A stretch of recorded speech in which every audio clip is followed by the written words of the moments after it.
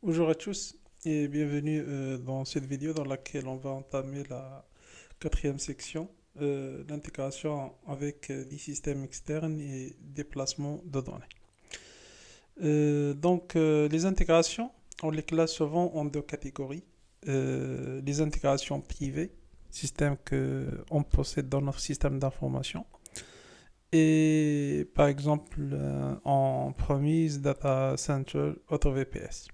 Et les intégrations aussi publiques, les API tierces, les SaaS, les partenaires sur Internet. Donc pour la suite, on va détailler les options privées, puis publiques, puis le déplacement de données.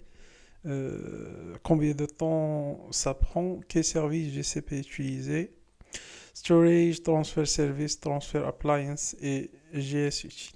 Et enfin, l'immigration de bases de données. Ben, c'est une section dense, très présente à l'examen.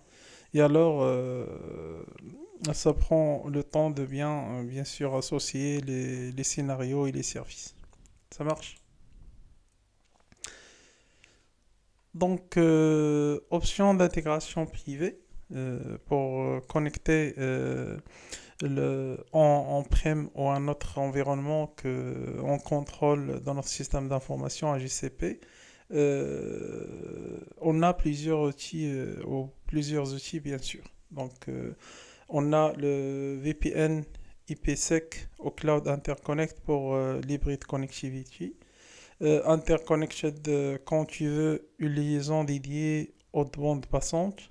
VPC Purine entre VPC Google. Private Service Connect pour accéder à des services de façon privée. Des API authentifiées. PubSub pour de l'asynchrone, bien sûr, la communication asynchrone. Et Cloud Data Fusion pour les pipelines d'intégration visuelle. Et bien sûr, dans l'examen GCP, par exemple, si on a une connexion permanente, fiable, haute bande passante, on-prem, GCP, interconnect plutôt que VPN seul. Plusieurs projets réseau centralisés chez VPC. Et on verra plus de détails réseau dans d'autres modules. Mais ici, on, on doit comprendre surtout le bon type de connectivité selon le besoin. Ça marche?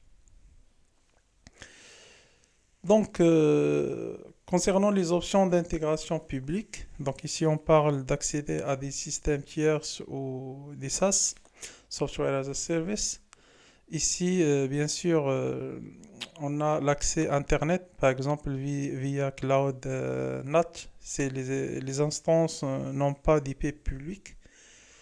Les API partenaires authentifiés, les endpoints Private Service Connect pour consommer un service Google ou un service tierce via une API, une IP privée. Et encore PubSub quand l'échange est event-driven, bien sûr. La nuance importante, public ne veut pas dire non sécurisé. Il faut comprendre bien sûr ces spécifications. Pas public, ça veut dire que le système cible n'est pas dans notre périmètre privé direct. Donc, il n'est pas dans notre système d'information interne. Bien sûr, il faut toujours sécuriser avec l'authentification TLS, IAM et parfois PCC pour éviter l'exposition Internet inutile. Ça marche? Concernant les mouvements des données et temps de transfert. Donc, la durée d'un transfert dépend surtout de deux choses, la taille des données et la bande passante disponible. C'est tout simple en théorie, mais en pratique, ça change. Complètement, bien sûr, ça change complètement le service à choisir. Exemple, 10 teraoctets à transférer avec une connexion lente. On parle ici de plusieurs jours nécessaires pour faire ce mouvement des données. Ça marche? Avec une liaison dédiée ou une appliance physique, tu peux descendre à des heures. Il faut comprendre bien sûr ces spécifications parce que en examen, dès que tu vois un gros volume, des centaines de terabytes, il faut penser au transfert appliance. Au transfert appliance. Ça marche. Donc, le volume modéré, la bande passante correcte, automatiquement, Storage Transfer Service ou GS utilise selon le cas. On détaille ça, bien sûr, sur les prochains diapos. Donc, les services de transfert de données, Google Cloud. Google il propose plusieurs briques selon le scénario, transfert cloud to cloud ou hybride, gros volume, one shot, petit script ad hoc et migration de base. On va les prendre un par un, storage transfer service, transfer appliance, JS utile, puis les règles de choix rapide et les services de migration DB. L'objectif ici, c'est pas tout mémoriser par cœur, bien sûr, mais de connaître le pattern dans l'énoncé de la question. One time, use dataset, limited bandwidth, appliance, etc. Petit bucket, on utilise bien sûr un script rapide JS utile. Donc, et bien sûr, si on a du GCS, Storage Transfer Service, etc. Ça marche? Donc, service de transfert de stockage, au Storage Transfer Service, STS, sert à transférer des données entre Google Cloud, AWS, Azure et On-Premise. Les données sont chiffrées en transition, bien sûr, et les checksums garantissent l'intégrité. Et tu peux faire des transferts incrémentiels ou planifiés, pratiques pour des synchronisations récurrentes. Typiquement, si la question parle de migrer régulièrement des objets depuis un autre cloud ou bien sûr, un autre service vers Cloud Storage, STS est un excellent candidat. C'est managé, tu ne codes pas tout le pipeline toi-même. Bien sûr, compare toujours avec la taille des données et la bande passante. Ça marche? Donc, transfert appliance, là on change de paradigme. C'est un appareil physique, haute capacité inviolable, avec TPM et attestation, chiffrement AES 256, disponible en 7 TB, 40 TB ou 300 TB. Les scénarios typiques à l'examen, c'est migration one-time de centaines de teraoctets depuis on-premise. Donc la bande passante réseau illimité ou cher, donc il faut un transfert sécurisé.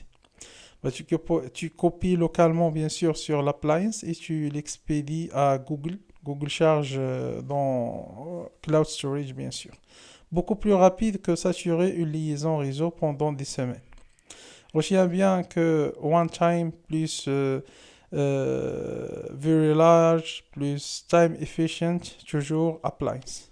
Ça marche? Donc on va voir ça en détail dans la partie des questions concernant l'examen PCR.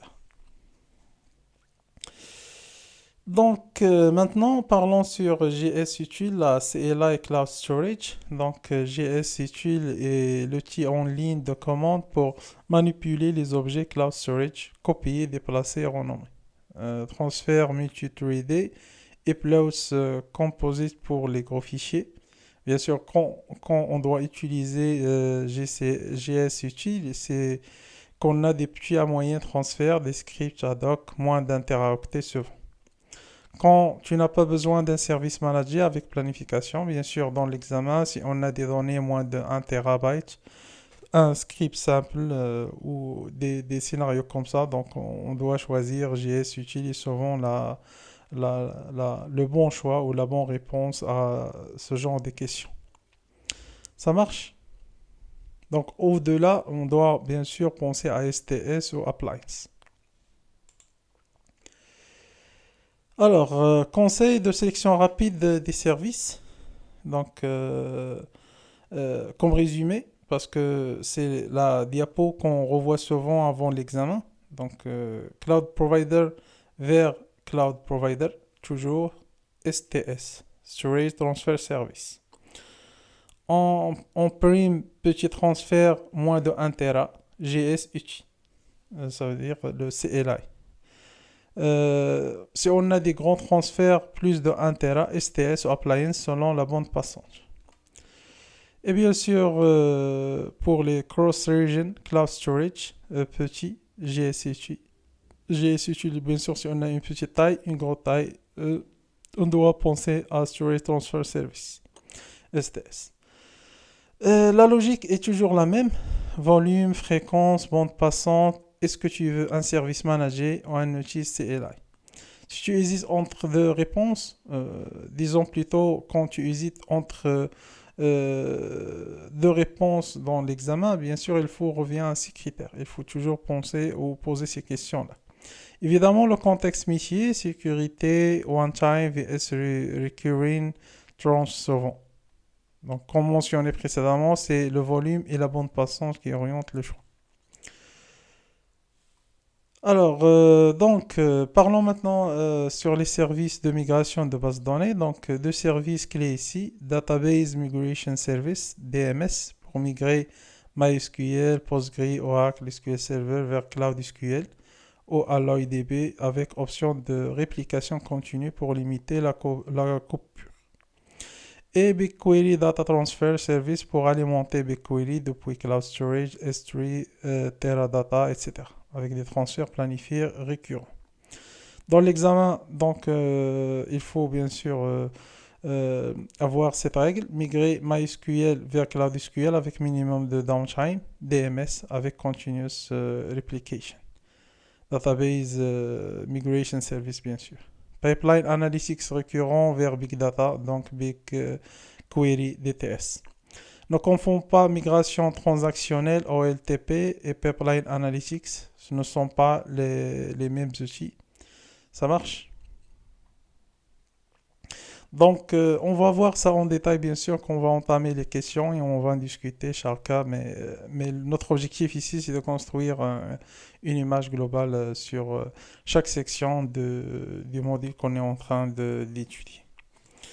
Ça marche. Donc, je pense que c'est bon pour la quatrième section. La prochaine vidéo, on va entamer la cinquième section, compromis entre les décisions d'achat et de construction et de conception. Ça marche. Donc, merci pour votre attention et à la prochaine.